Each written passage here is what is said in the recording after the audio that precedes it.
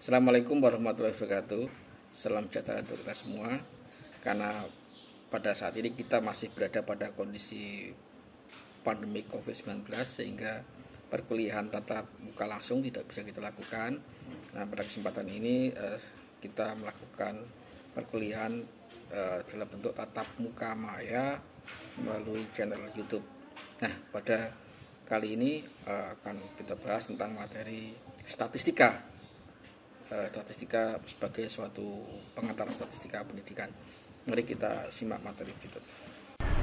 Assalamualaikum warahmatullahi wabarakatuh. Pada kesempatan hari ini kita belajar melalui asinkronus melalui channel YouTube tentang materi statistika. Pada pertama kali saya ingin menyampaikan tentang apa itu perbedaan statistik dan statistika. Secara umum, statistika itu merupakan data yang disajikan sedemikian rupa, biasanya dalam bentuk tabel atau grafik yang menggambarkan suatu persoalan atau keadaan.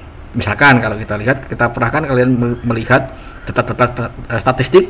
Nah, data-data statistik dari BPS tentang jumlah penduduk, kemudian angka kelahiran, angka kematian, angka migrasi di BPS. Nah, itu adalah contoh-contoh bentuk statistik. Nah, statistika merupakan pengetahuan tentang cara mengumpulkan data, menyajikan, mengolah, dan menganalisis data, serta berbagai macam teknik analisis data. Hasil dari kegiatan statistika ini nanti berupa suatu informasi baru. Dan nanti pada pertemuan berikutnya kita akan lebih banyak bicara tentang statistika. Nah, misalkan di sini ada contoh kasus rata berat badan dari mahasiswa prodi pendidikan IPS yang mengikuti kuliah statistika adalah 51 kg. Kemudian 90% dari mahasiswa yang mengikuti kuliah ini berasal dari kota Surabaya, misalkan. Nah, dan lain sebagainya. Dalam hal ini presentase dan rata-rata termasuk ke dalam data statistik. Statistik juga diartikan sebagai ukuran yang dihitung dari sekumpulan data dan merupakan wakil dari data itu. Nah, kalau statistika merupakan tadi alat bantu penelitian.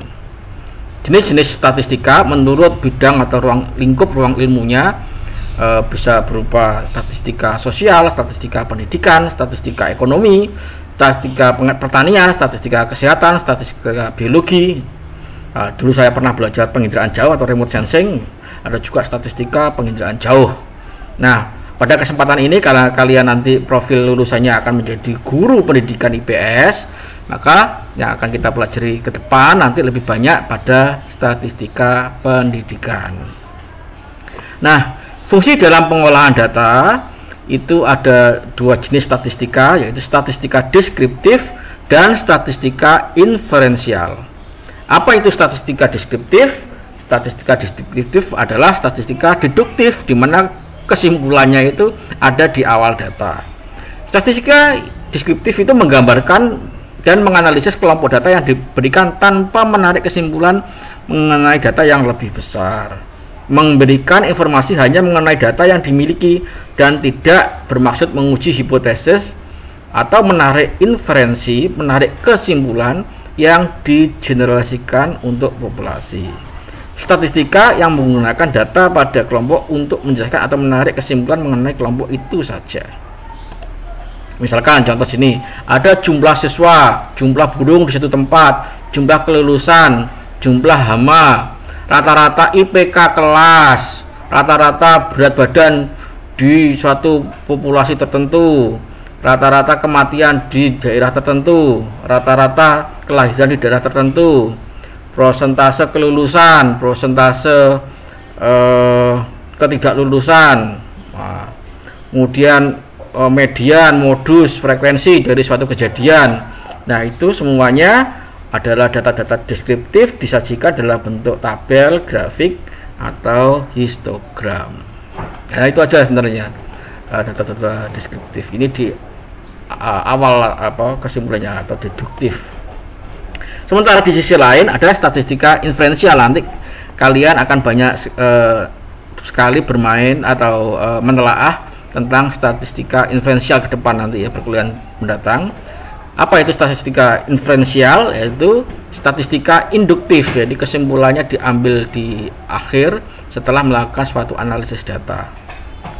Menggunakan data dari suatu sampel untuk menarik kesimpulan mengenai populasi dari sampel tersebut yang diambil. Jadi misalkan mahasiswa IPS angkatan 2018 itu ada 80 orang. Kita akan meneliti dari 80 orang itu siapa saja yang tertarik untuk menjadi guru nantinya. Nah, tidak perlu ke 80-nya itu ditanya, cukup 20 sampel ditanya, kemudian 20 sampel itu nanti bisa mewakili keseluruhan sampel. Misalkan juga kalau kita pernah perhatikan bagaimana quick count yang diambil dari populasi ada ratusan juta masyarakat Indonesia, tapi diambil sampel 2000 atau 2500, tapi dari sampel 2500 atau 2500 tersebut ternyata bisa mewakili ratusan juta populasi, sehingga prediksi quick count tersebut sama persis dengan hasil pemilu sebenarnya. Nah, itu dari menyimpulkan inferensi yang diperoleh dan digeneralisasikan kepada populasi berdasarkan sampel yang diambil. Statistika inferensial meliputi banyak sekali ya. Ini diantaranya yang saya sebutkan, ada statistika uji beda, uji T, analisis varian, analisis korelasi, regresi, analisis kovarian, Q-kuadrat, dan lain sebagainya. Tidak semuanya nanti akan disampaikan dalam perkuliahan. Misalkan yang penting saja, misalkan ingin mencari hubungan antara pendapatan orang tua dengan prestasi anak. Apakah ada hubungannya? Kalau pendapatannya orang tua itu besar, nanti prestasinya anak juga besar. Itu terkait dengan sarana prasarana misalkan. Nah, itu nanti bisa dilihat dengan analisis korelasi. Ingin tahu pengaruh. Nah, pengaruh intelijensi, pengaruh gaya belajar, intelijensi, motivasi terhadap hasil belajar. Nah, itu bisa dilihat menggunakan analisis regresi di antara variabel-variabel bebas tadi, gaya belajar, kemudian intelijensi atau motivasi belajar. Apakah semuanya itu berpengaruh atau mana yang paling berpengaruh terhadap peningkatan hasil belajar, itu bisa dilihat melalui analisis regresi.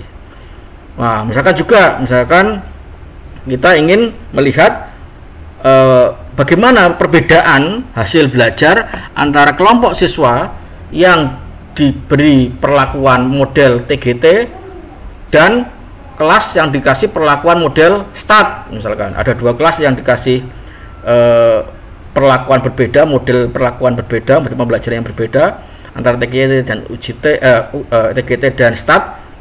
Apakah berbeda hasil belajarnya? Kita bisa menggunakan analisis perbedaan atau analisis UJT. Nah, nanti akan lebih lanjut kita akan bahas pada materi-materi berikutnya. Nah, berdasarkan bentuk distribusinya, statistika inferensial itu ada dua jenis, yaitu statistika parametrik dan statistika non parametrik. Ada beberapa syarat yang harus dipenuhi ketika kita akan menguji suatu data dengan statistika parametrik, yaitu ada uji asumsi atau uji prasyarat populasi tersebut. Yang pertama, harus mengikuti distribusi normal, harus ragam varian datanya homogen, serta skala datanya interval, selang, atau rasio. Skala data itu ada 4 jenis. Yang pertama adalah nominal atau kategorial, yang kedua adalah ordinal, yang ketiga interval, yang keempat rasio. Semakin ke bawah itu jenis datanya semakin bagus sebenarnya. Kalau semakin ke atas itu kurang ya. Nah, nanti akan lebih lanjut akan ada materi pekan depan tentang jenis-jenis skala data. Yang berikutnya statistika non parametrik. Statistika non parametrik ini populasinya berdistribusi tidak normal, varian datanya tidak homogen, kemudian skala datanya nominal atau ordinal. Jadi itu. Baik, demikian sementara pengantar statistika pada pertemuan pertama kali ini. Pekan depan kita akan membahas tentang ini yang paling penting, skala data ya, skala data nominal, ordinal, kemudian interval, rasio, dan bagaimana nanti bentuk analisisnya dalam statistik.